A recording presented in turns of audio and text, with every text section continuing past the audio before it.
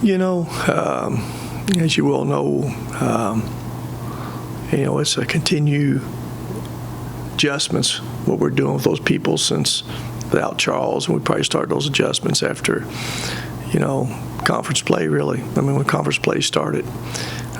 We basically had those two games, Rhode Island, Belmont. Rhode Island, we're right there to win it, so it wasn't a whole lot of adjustments. Next game made us make some adjustments. So I do think, playing smaller has helped that. And again, having Rawls with Tavion, I think it helps both of those guys with their abilities, more skill on the court.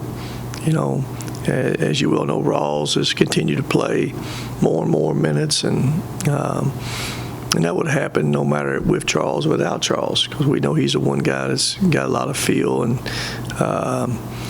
the more he'll play, the better he'll get. His turnover ratio has been good.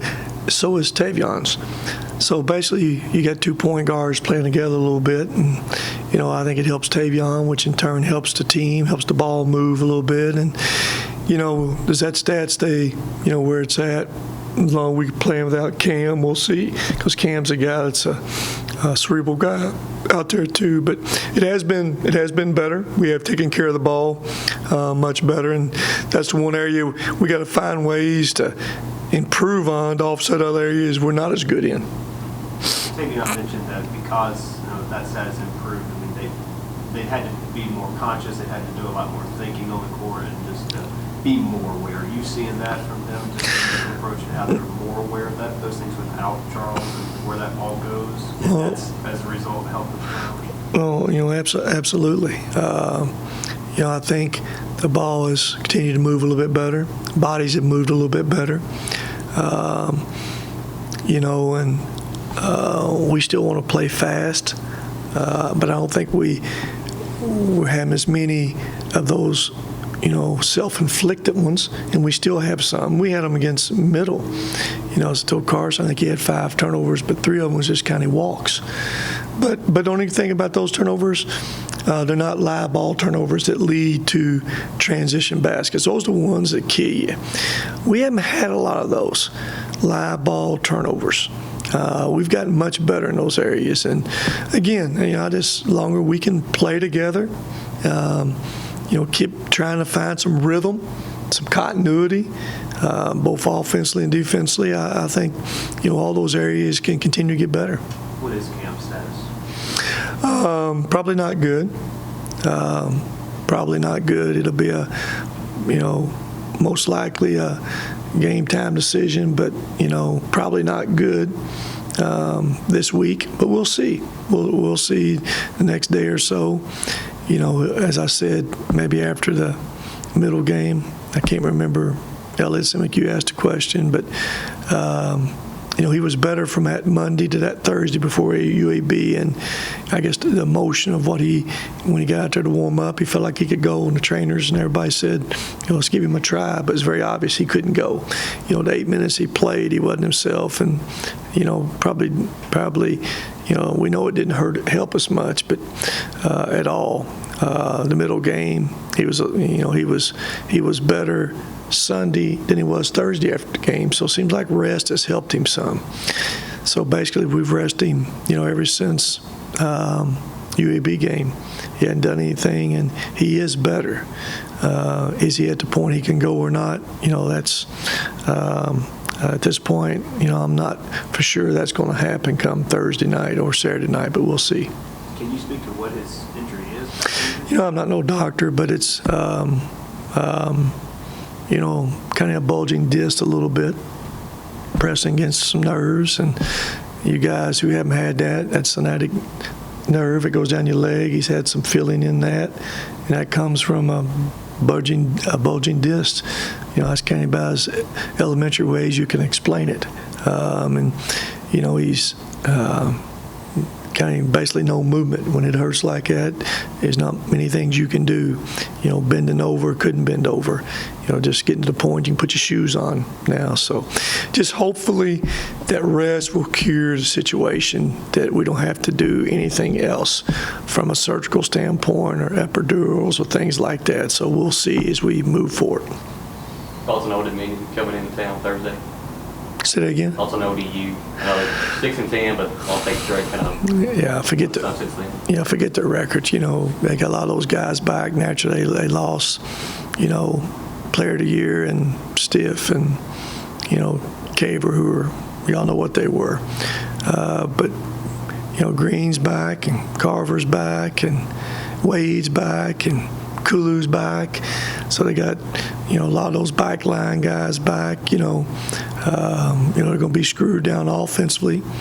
They're not going to try to beat you a lot in transition. They're going to try to make it a half-court grind game. And they're good at what they do. They're going to rebound that basketball.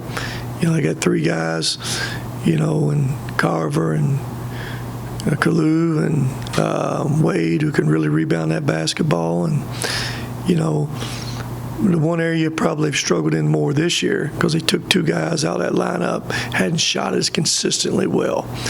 But we all know Green's very capable of jumping up and making shots, and Oliver's a transfer from Clemson who can really shoot the basketball. So, Curry's a JC point guard that's really good off that bounce. So they got good players. They've got a good team. They've been in some tight games, and they lost a couple pieces too along the way somewhere. They're probably adjusting to, but I just beat Middle and UAB. So they beat UAB, a team we weren't able to beat. So we know nothing's easy where we're at right now. It's a challenge every night, and that margin for error is razor thin. Coach, what did you see out of Jeremiah the last game, and could we expect to see him play more minutes moving forward? Well, it's very obvious. Without Cam Justice, he has to play. And, as a coach and as a player, that leash gets longer. You're able to let him stay in, play through some mistakes. In the longer, and I've said this many times, the more he can play, the more comfortable he'll get, the better he'll get. But it's very obvious he came off the bench against Middle and added to. I thought he wasn't just making shots. He did some other things better than you've seen him do. But he had to play, ended up playing 19 minutes. 18.5, 19 minutes. I was proud he went in there and got some rebounds. That's an area he really hadn't showed a lot of toughness to go do, but he went and got a couple tough rebounds. So again, we need him to add to. We have confidence in him. And again, the more he'll play, the better he'll get. And the more confidence the team will get with him, and the more less mistakes he'll make out there and what he's doing defensively. But, he's always a threat to jump up and make a shot. But when you're not making shots, he'll do the other things, keep you adding to, and I thought he did that Saturday. Sort of same thing with Isaiah, just as he was able to come in at that position, just his approach moving forward, the confidence that he gains from that middle game is where you see that for him. Yeah, the same way, we all understand where he's at right now. He's any mistakes he makes, only time's going to cure. And naturally he's played behind. Until we lost Charles, Matt or him weren't playing. Then after Charles, we played Matt, so there wasn't a lot of minutes again. But we've decided to give him that opportunity, and we thought he added to. And again, he's only going to get better and better. He's a great young man. He works hard. He wants to be good. And again, like I said, only time's going to cure some of those things he doesn't have. Got to let him play through mistakes. And the more mistakes he can play through, the better he'll become. So, we need more out of him right now than we had planned on. But it's a great opportunity for him, and we have confidence in him to put him in there and let him play through some things and help us right now. Coach, how Isaiah talked about kind of like losing some confidence when you're not playing early. How do you kind of balance, keeping your players engaged, even though they might not be playing the minutes they feel like they deserve? Well, that's just kind of part of being a part of a team. Everybody has some different roles. Some roles are different than others, and it's really difficult for a young man to come in and not play at all. They used to playing basically every minute in high school. It's an adjustment for them. It comes back basically when you have high character guys. they can adjust and understand that and fight through it better. And again, like I say, life's not easy. Always going to be ups and downs. It's not what you do, it's how you handle some of those situations. Do you cave in? Do you quit, or you keep fighting?